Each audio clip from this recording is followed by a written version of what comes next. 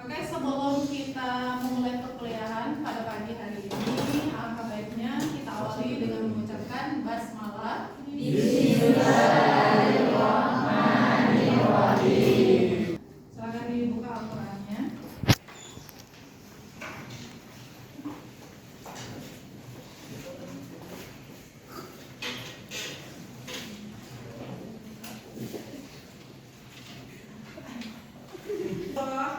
Al-Baqarah ayat ke-10.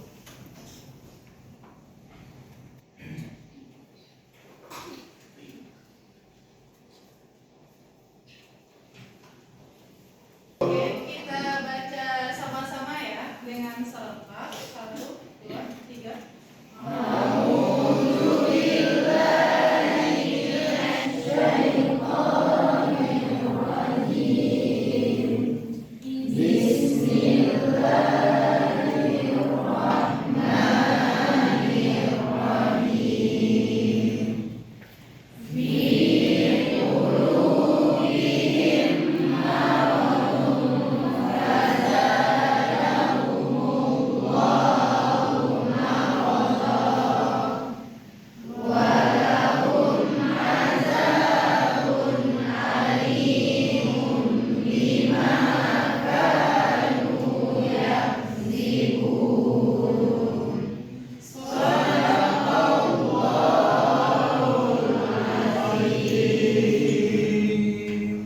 Alhamdulillah, setelah kita membaca Al-Quran, semoga kita diberkahi oleh Allah Subhanahu wa Ta'ala dan perkuliahan kita pun lancar dari awal sampai akhir. Materi kita pada pagi hari ini membahas mengenai prinsip-prinsip muamalah di dalam Islam. Jadi sebelum kita membahas apa itu prinsip bermuamalah, ya, kita harus tahu terlebih dahulu apa pengertian dari muamalah. Fikih secara bahasa itu adalah artinya al-fahm. Ya, artinya adalah pemahaman yang sangat mendalam. Dan secara istilah fikih adalah berkaitan ilmu yang berkaitan dengan hukum-hukum yang bersifat amaliyah.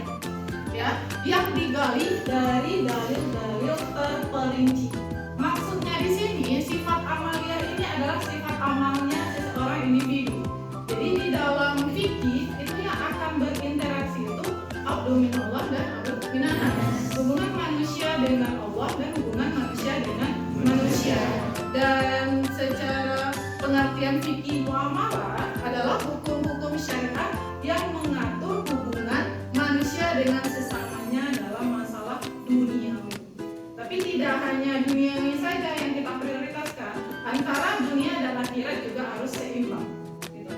Jadi interaksi apapun atau tingkah laku apapun yang kita lakukan, yang kita perbuat, itu hubungannya manusia dengan manusia dan juga ada hubungannya dengan Allah. Gitu. Dan menurut Muhammad Usman Syabir menjelaskan bahwa fikih muamalah adalah ilmu yang mengatur tukar menukar barang dan jasa antara sesama manusia dengan cara perantara akad dan keharisan. Itulah pengertian dari fikih muamalah. Dan kita lanjut, barulah masuk membahas mengenai hal-hal yang akan menjadi prinsip dalam bermuamalah. Di sini ada 8 poin terkait mengenai prinsip bermuamalah. Yang pertama itu membahas mengenai mubah, ada halal, terus sesuai dengan ketentuan syariat dan aturan pemerintah, azas manfaat, ada azas maslahat, yang keenam itu azas kerelaan, ketujuh niat, dan terakhir adalah azas tolong menolong yang dikatakan yang ta'awun. Ini mubah, ya, mubah. Al-aslu asya'i iba'atu hatta yadulau dalilun ala tahrimiha. Yang artinya pada dasarnya prinsip segala sesuatu hukum itu adalah mubah dan akan haram apabila memang ketemu dalil yang mengharamkannya. Jadi pada dasarnya dalam kita bermuamalah itu hukumnya adalah mubah. Kapan nanti mubah ini menjadi haram? Apabila ketemu dalil yang mengharamkannya. Contoh terkait mengenai transaksi jual beli. Kalau rukun terpenuhi, syarat terpenuhi, terus rupanya ada unsur ketidakkejelasan atau kayak tipuan kah, atau timbangannya yang tidak seimbang. Beli 1 kilo, rupanya beratnya itu nggak nyampe 1 kilo, hanya 9 on, berarti ada unsur penipuan. Dan kalau ada dalil yang menyatakan itu haram, berarti transaksi jual beli tersebut haram, walaupun rukun dan syaratnya terpenuhi. Itu maksud dari poin pertama. Kita lanjutkan di poin kedua. Topik kedua itu membahas mengenai halal. Ya. Dan ini terdapat di dalam surah. Topik yang kedua ini kita membahas mengenai halal. Jadi hal ini terdapat di dalam surah Al-Maidah ayat 88. Yang dilafazkan Bismillahirrahmanirrahim, wa kulu mimma razaqakumullahu halalan thayyiban wattaqullaha allazi antum bihi mu'minun. Dan penjelasan dari ayat surah Al-Maidah ayat 88 ini menjelaskan terkait mengenai makanlah apa yang telah Allah anugerahkan kepadamu dengan sebagai rezeki yang halal lagi baik, dan bertakwalah kepada Allah dan hanya kepadanya kalau kamu beriman. Jadi maksud dari topik kedua ini terkait mengenai halal.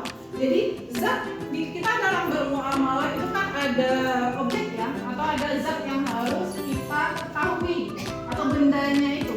Dan zat atau bendanya tersebut itu memang harus halal dan baik, berarti dengan cara yang baik seperti itu. Bisa dicontohkan seperti ayam. Ayam itu zatnya kan halal, ya kan? Tapi kalau misalnya disembelih tidak mengucapkan basmalah seperti itu, apakah ayam tersebut yang zatnya itu halal, apakah menjadi halal? Tidak, akan menjadi haram. Awal zatnya adalah halal, tetapi diproses dengan cara yang tidak baik, berarti hukumnya akan menjadi haram. Dan topik nomor 2 ini pembahasan kita halal lagi baik, halalan thayyiban. Oke, kita lanjutkan di topik nomor 3, itu membahas mengenai sesuai dengan syariat. Harus sesuai dengan ketentuan syariat dan aturan dari pemerintah. Jadi walaupun kita itu nggak hanya fokus ke syariah aja ya, kita hidup di negara Indonesia, kita harus mengikuti aturan di Indonesia. Seperti itu. Ini terdapat di dalam surah An-Nisa ayat 59 yang berbunyi Bismillahirrahmanirrahim, ya ayyuhallazina amanu atiullaha wa atiur rasul wa ulil amri minkum. Dan di sini dijelaskan bahwasanya oleh orang-orang beriman taati Allah dan Rasulku, dan serta ulil amri atau pemegang dari kekuasaan di antara kamu. Berarti itu adalah kepemerintahan, pemimpin di dalam pemerintah. Terus lanjut terkait mengenai topik nomor 3 ini pembahasan terkait mengenai kalau kita melakukan transaksi jual beli itu kan kita harus mengikuti aturan syariah, ya kan? Aturan dari Allah, rukun syaratnya seperti apa kita ikuti. Selain itu kita harus juga mengeluarkan izin atau mengurus izin untuk berbisnis gitu. Itu aturan dari pemerintah. Jadi seperti itu. Terus ini adalah referensi materi kita yang pertama tadi terkait mengenai prinsip-prinsip dalam bermuamalah. Ini referensinya bisa Anda menggunakan Harun Nasrul. Terus ada juga kitab Asyidiki juga boleh dipergunakan untuk dijadikan sebagai referensi. Dan oke, sampai di sini. Terima kasih. Oke, sampai di sini penjelasan Ibu sampaikan terkait mengenai materi hari ini. Kita buka sesi pertanyaan. Oke, silakan siapa yang mau bertanya? Oke, silakan. Aku absen dong. Oke, silakan Ananda.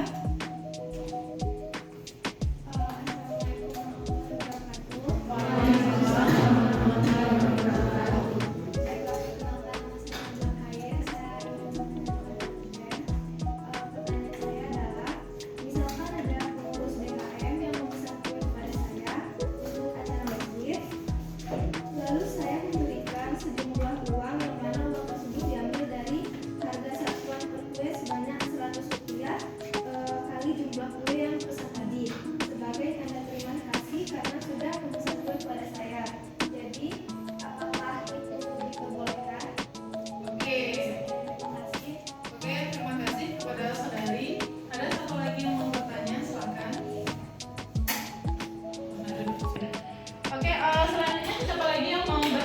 Tadi yang dari Putri ya, sekarang kita dari Putra dulu, mahasiswa. Oke, silakan. Di dalam fikih muamalah itu ada ihtikar, yaitu artinya timbunan.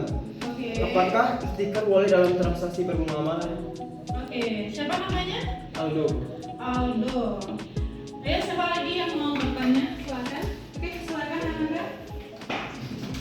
Perkenalkan, nama saya Khairul Misalia Ramadana. Ingin bertanya, bagaimana jika kata ibu tadi misalnya contohkan ayam itu kan zatnya halal. Nah, tapi jika saat diproses dengan cara yang salah jadi haram. Iya. Nah, bagaimana seorang muslim ketika tinggal di negara mayoritas non muslim, kan dia ayam tentu halal tahu, tapi kan kita nggak tahu entah itu disembelih atau enggak. Oke. Oke, mungkin langsung aja Ibu jawab ya. Terkait mengenai pertanyaan dari saudari Nabila terlebih dahulu terkait mengenai harga. Jadi terkait mengenai oke, terus sudah dibayar, apakah boleh dilakukan? Oke, langsung aja menjawab pertanyaan dari Nabila.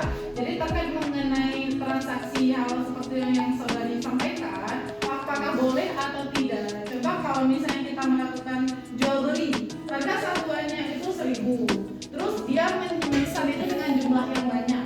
Kalau di dalam jual beli itu di dalam syariah atau di dalam muamalah kan? Oke, kalau di dalam bermuamalah itu jual beli itu dinamakan dengan bahi.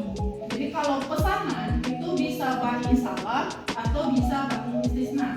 Sesuai dengan kalau istisna itu kita request ya. Nanti akan kita lebih mendalami pelajarannya di materi selanjutnya. Itu kalau yang salam itu bahinya sudah ada produknya, tinggal kita mau pilih aja mana yang mau kita pesan. Jadi yang menurut contoh saudari tadi itu termasuk dalam bahi salam dan itu diperbolehkan. Atau memberi promo itu dibolehkan dalam transaksi jual beli.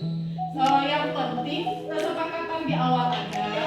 Terus kita antara pihak pembeli dan penjual itu sama-sama sepakat, ada keriduannya, ada kerelaannya. Yang masuk dalam prinsip muamalah tadi azas kerelaan, keikhlasannya ada. Terus sesama pembeli penjual juga azas ta'awunnya, tolong menolongnya telah membantu kita dalam baik itu penjual dalam berbisnis terbantu, baik kita pembeli kita membutuhkan penjual juga terbantu. Jadi lengkap semua prinsip muamalahnya, berarti itu halal lagi baik. Seperti itu. Oke, lanjut. Mungkin langsung menanggapi pertanyaan dari saudara Aldo. Pertanyaan Aldo terkait mengenai itikaf tadi ya. Jadi itikaf itu adalah penimbunan barang yang dilakukan oleh human error. Human error maksudnya di sini adalah manusia yang tidak bertanggung jawab atau oknum-oknum yang tidak bertanggung jawab. Dia tujuan untuk menimbun barang ini bertujuan untuk mencari keuntungan yang lebih banyak. Jadi sengaja melakukan timbunan dengan jumlah produk itu banyak supaya terjadi yang namanya kelangkaan. Kalau kelangkaan produk terjadi, jadi harga pun akan pernah naik. Ketika harga naik, disitulah distributor itu melakukan penjualan untuk mendapatkan keuntungan yang besar. Jadi di dalam transaksi bermuamalah, prinsipnya itu akan kena atau maksudnya itu tuh salah gitu dan tidak boleh dilakukan. Dan untuk menetapkan sebuah hukum, hal yang seperti itu dikatakan haram. Dikarenakan transaksi jual beli tidak boleh ada ihtikar. Oke, saudara Aldo, semuanya paham? Oke, kita lanjutkan pertanyaan yang ketiga dari Khairul Nisa terkait mengenai contoh yang pertama tadi ya, mubah itu zat halal tadi ya. Topik kedua terkait mengenai halal tadi itu. Jadi ayam itu kita kan misalnya hidup di lingkungan non muslim. Contohnya aja kayak di Mentawai. Mentawai itu kan dominan penduduknya itu kan 75% itu non muslim. Ya kan? Sedang kita tinggal di situ. Dan waktu kita mau belanja ayam, tapi kita nggak tahu itu disembelihnya mengucapkan basmalah atau tidak. Supaya keraguan ini supaya keraguan ini ada mendasar dan bisa dijawab juga, maksudnya itu supaya kita tidak ragu ini jadinya halal apa tidak, kita konsumsi seperti itu ya Nanda ya. Jadi kita tanyakan aja langsung kepada penjualnya, saya saya seorang muslim, kalau pakai jilbab kan orang tahu sebenarnya ya, ini muslim nih, pasti orang juga akan tahu. Karena gini ya, toleransi dalam beragama itu kan ada, gitu. Jadi dalam kita bertoleransi itu, non muslim pun paham dengan aturan Islam, gitu. Kita pun orang Islam juga paham dengan aturan non muslim. Ada yang mana yang tidak boleh dan mana yang boleh itu orang non muslim pun tahu agama kita seperti itu. Dan dia penjualnya adalah non muslim. Di dalam rukun syaratnya transaksi jual beli, kita boleh melakukan muamalah itu atau transaksi syariah itu dengan non muslim boleh, tidak ada larangan.